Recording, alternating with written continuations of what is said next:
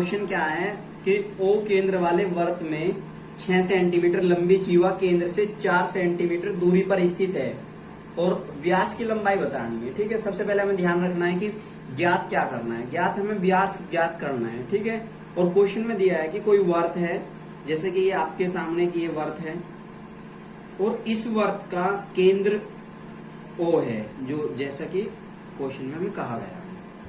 उसमें फिर कहा कि इसकी जीवा की लंबाई 6 सेंटीमीटर है, यानी 6 सेंटीमीटर लंबी जीवा केंद्र से 4 सेंटीमीटर दूरी पर है।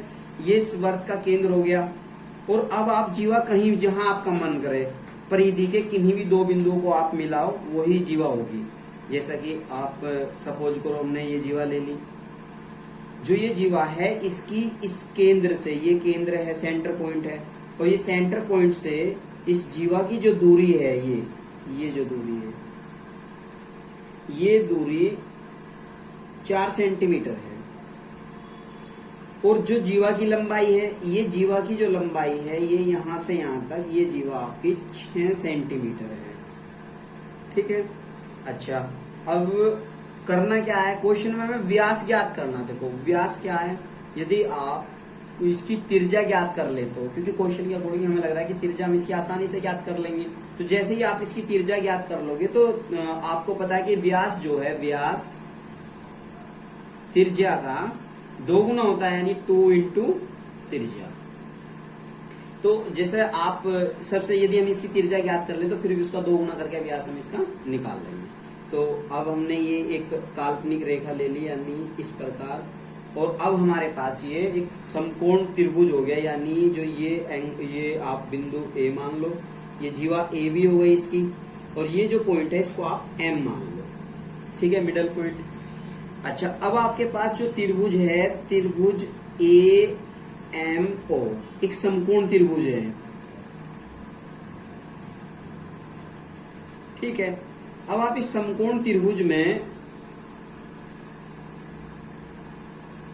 आपको पता है कि एक पाइथागोरस प्रमेय होती है। पाइथागोरस प्रमेय में क्या होगा कि आपका जो पाइथागोरस प्रमेय है,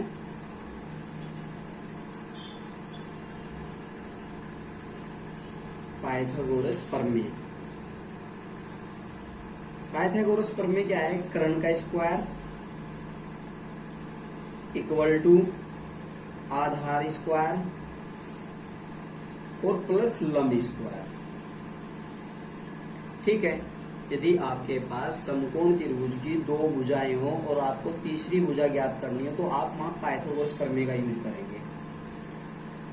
और एक और इसमें छोटी सी बात ध्यान रखने की है कि किसी भी वर्त में केंद्र से जीवा पर डाला गया लंब जीवा को समद्विभाजित करता है। जैसे आपके सामने ये जीवा AB पर लंब OM है। ठीक है, इस सिचुएशन में क्या होगा, जब किसी वर्त के केंद्र से जीवा पर लंब डाला जाए तो वो जीवा को समद्विभाजित करता है, यानी यहाँ आपका AM इक्वल टू BM, यानी ये जो दोनों पार्ट हैं, एक तो पार्ट ये और पार्ट ये दोनों पार्ट इक्वल होंगे। कंप्लीट जो जीवा है वो 6 सेंटीमीटर है, तो यह हाफ पार्ट कितना हो गया, यानी 3 सेंटीमीटर आ गया। ओके, तो इसके बाद अब आपको करना क्या है, अब हमारे पास इस समकोण त्रिभुज की जो भुजा AM है, यानी जो आधार है इस त्रिभुज का, वो भी हमारे पास हो गया 3 सेंटीमीटर, जो लंब है वो भी हमारे पास हो गया। अब हमें इसका कर्ण ज्ञात करना है। कर्ण क्यों ज्ञात करना है, क्योंकि व्यास ज्ञात करना है, और व्यास ज्ञात करने के लिए कर्ण इसकी त्रिज्या है, इस जो वर्त है इस वर्त की त्रिज्या, इस वर्त की त्रिज्या इस त्रिभुज का कर्ण है, तो इसलिए हमें व्यास ज्ञात करने के लिए ये त्रिज्या निकालनी पड़ेगी। तो इसमें पाइथागोरस प्रमेय का हम यूज करेंगे, और जैसे ही पाइथागोरस प्रमेय का यूज करेंगे तो क्या हो जाएगा, इसमें कर्ण का स्क्वायर यानी OA स्क्वायर इक्वल टू आधार आपका AM स्क्वायर और प्लस आपका लंब हो जाएगा OM स्क्वायर। तो पाइथागोरस प्रमेय में मान पुट करेंगे, जैसे मान पुट करेंगे तो यहाँ आपका कर्ण का स्क्वायर यानी नहीं दिया है तो OA square equal to AM की वैल्यू 3 और 3 का स्क्वायर करेंगे तो 9 और प्लस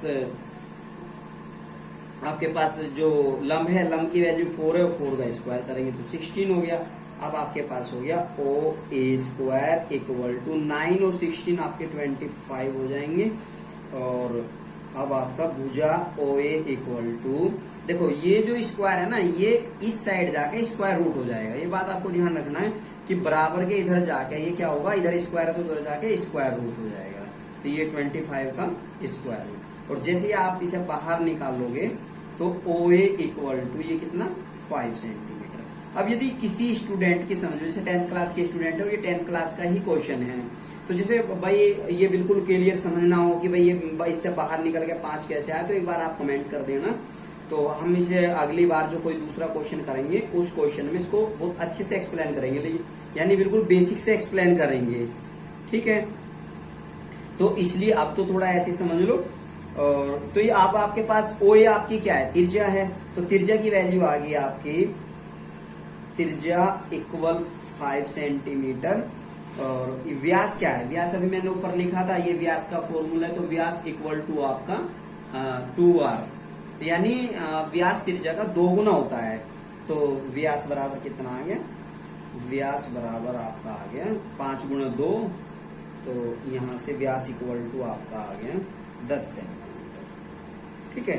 ये यहाँ तक ये आप ऐसे क्वेश्चन करेंगे 10th क्लास के बेसिस पे, जैसे आपको बोर्ड एग्जाम में क्वेश्चन करना हो इस टाइप का कोई भी क्वेश्चन। और इतना इंपॉर्टेंट क्वेश्चन है, ज्यादा है भारी भी नहीं है, और इम्पोर्टेंट इतना है कि नॉर्मली एग्जाम में पूछ लिया जाता है। और ये क्वेश्चन आपका एसएससी एलडीसी के एग्जाम में पूछा गया है। तो अब जैसे आप एसएससी का एग्जाम दे रहे हो, किसी कंपटीशन के लिए एसएससी का एग्जाम दे रहे हो, तो उस एग्जाम में आपको एक क्वेश्चन करना है बहुत कम समय में, क्योंकि वहां क्वेश्चन करने के लिए आपके पास बहुत कम समय होता है, तो आप इसको 30 सेकंड में भी कर सकते हो। वहां आपको कुछ मेजर बातों का ध्यान रखना पड़ेगा। जैसे यहाँ तो 10th क्लास के हिसाब से एक्सप्लेन किया मैंने कि कंप्लीट कराई के बाद समझाई। यदि आपको वहां करना हो तो वहां आप क्या करोगे, आपको पता है कि केंद्र से जीवा पर लंब डालेंगे तो वो जीवा को अर्धित कर देगा, और जब अर्धित कर देगा तो ये भुजा हमारे पास 3 आ जाएगी और ये भुजा 4 आ जाएगी।